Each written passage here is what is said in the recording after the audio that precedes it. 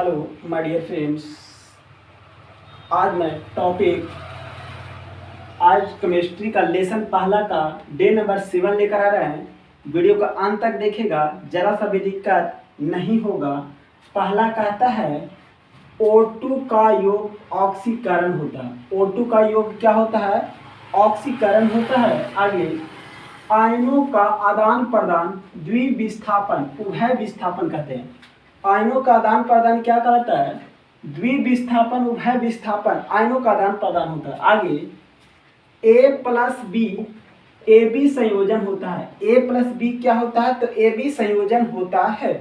आगे देखिएगा ए गुने के बी तो A प्लस के बी होता है। ठीक है। ऑक्सीकरण अवकरण होता है या रेडॉक्स होता है? ऑक्सीकरण अवकरण रेडॉक्स होता है। कहता ऑक्सीकरण अवकरण क्या होता है? तो रेडॉक्स होता है। आगे देखिएगा CaCO3 CaO प्लस CO2 क्या है? वियोजन है। CaCO3 CaO प्लस CO2 क्या है? वियोजन है। क्या है?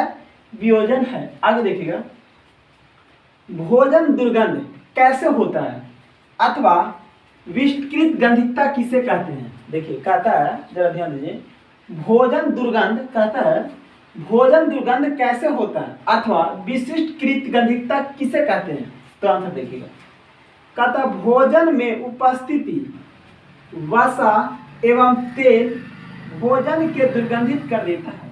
देखिएगा ध्यान से, कहता है भोजन में उपस्थिति वसा एवं तेल भोजन को दुर्गंधित कर देता है।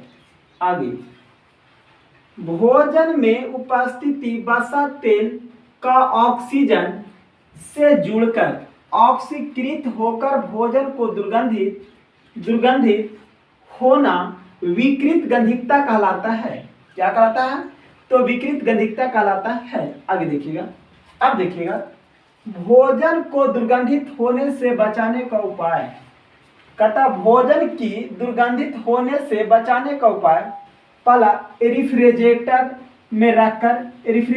में रखकर, दूसरा वायु विरोधी बर्तन में रखकर, तीसरा भोजन में एंटीसेप्टिक मिलाकर, आगे दहन। कहता टॉपिक नंबर दहन, किसी भी पदार्थ का वायु उपस्थिति में जलना दहन कहलाता है। देखिए क्या कहता है? दहन का डिफिनेशन, किसी भी पदार्थ का वायु की उपस्थिति में जलना दहन कहलाता है। आगे दहन पदार्थ होता है, एक होता है दहनशील, एक होता है ज्वलनशील। पदार्थ दो प्रकार के, ये दहनशील ज्वलनशील या अज्वलनशील एवं अनदरशील होता है। कहता दहनशील ज्वलनशील जो पदार्थ आसानी से जल सके, जैसे लकड़ी, पेपर, कोयला इत्यादि, ये पदार्थ दहनशील हो गया। जो पदार्थ आसानी से जल सके, लकड़ी, पेपर, कोयला इत्यादि, ये दहनशील हो गया। और अज्वलनशील पदार्थ जो पदार्थ जलने पर न जले, जैसे पत्थर, लोहा, ईंट इत्यादि, ये क्या हो गया? अज्वलनशील पदार्थ हो गया। अब देखिए दहन की आवश्यकता की शर्त, दहनशील पदार्थ का होना। दहन की आवश्यकता की शर्त होता है दहनशील पदार्थ का होना, ऑक्सीजन की उपस्थिति होना, और कहता ज्वलन ताप तक पहुंचने का साधन। कहता ज्वलन ताप तक पहुंचने का साधन। अब कहता है अगला पॉइंट, ज्वलन ताप किसे कहते हैं? देखिए कहता है ज्वलन ताप किसे कहते हैं? जिस न्यूनतम ताप पर कोई पदार्थ जलने लगता है।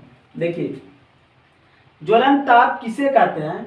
जिस न्यूनतम ताप पर कोई पदार्थ जलने लगता है, उसे न्यूनतम ताप को उस पदार्थ को ज्वलन ताप कहते हैं। देखिए ज्वलन ताप किसे कहते हैं? जिस न्यूनतम ताप पर कोई पदार्थ जलने लगता है, उसे न्यूनतम ताप पर उस पदार्थ को ज्वलन ताप कहते हैं। जैसे कहते हैं बिना ज्वाला का जलता है वो कोयला है। बिना ज्वाला का कौन जलता है? कोयला जलता है। अब प्रकाशीय हीन मंडल में देखिएगा, तापमान सबसे अधिक तापमान होगा प्रकाशीय हीन मंडल में, तापमान सबसे अधिक तापमान होगा मोम का वाष्प का चूर्ण दहन होता है।